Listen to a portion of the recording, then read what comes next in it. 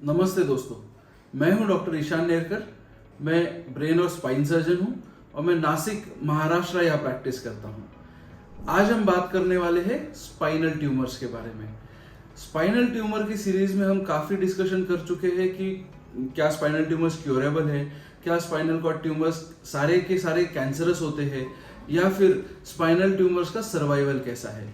आज हम बात करेंगे स्पाइनल ट्यूमर्स के बारे में कि इसके सिम्टम्स क्या होते हैं, क्या लक्षण होते हैं स्पाइनल कॉर्ड ट्यूमर्स के बारे में। तो सबसे पहला ये चीज जानना जरूरी है कि बहुत ही नॉन स्पेसिफिक सिम्टम्स भी हो सकते हैं स्पाइनल ट्यूमर्स में। लो बैक पेन हो सकता है। सेकेंड इंपॉर्टेंट थिंग हो सकती है कि रेडिकुलर पेन है, आपको शियाटिका जैसा पेन हो सकता है, आपको टिंगलिंग नमनेस हो सकती है, या फिर कई पैरों के पार्ट में या कोई हाथ के पार्ट में आपका सेंसेशन लॉस हो सकता है। उठने बैठने में आपको दिक्कत आ सकती है जिसे हम मैकेनिकल बैक पेन बोलते हैं। कई बार पेशेंट्स में इम्बैलेंस वाइल वॉकिंग या इनकोऑर्डिनेशन वाइल वॉकिंग देखने मिलता है। चलने में दिक्कत आती है, बैलेंस जाता है, एक तरफ गिर सकता है पेशेंट। ऐसे भी सिम्टम्स हमें देखने में आते हैं।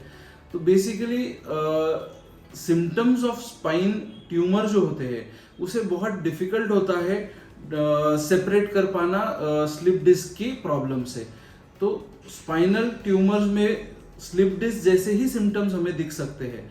इसका डायग्नोसिस जो होता है वो यूजुअली हम एमआरआई से करते हैं। तो ये सारी चीजें हैं बेसिकली स्पाइनल ट्यूमर्स के बारे में। एक चीज जानना जरूरी है कि जब स्पाइनल कॉर्ड ट्यूमर्स होते हैं कई बार पेशेंट्स आते हैं पैरालिसिस लेके। दोनों पैरों का पावर चला जाता है, या फिर एक हाथ का पावर चला जाता है, या फिर चारों हाथों पैरों का पावर चला जाता है। ये डिपेंडेंट होता है location of the spinal cord tumour.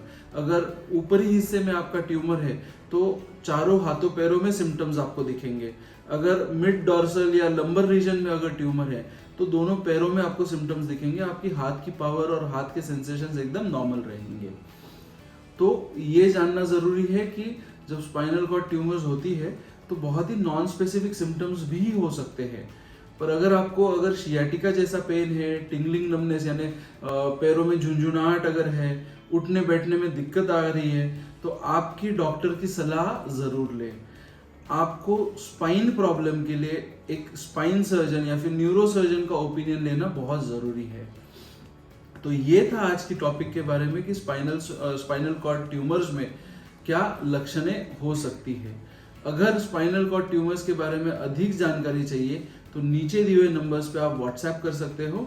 हम जल्द से जल्द आपसे संपर्क करेंगे। धन्यवाद।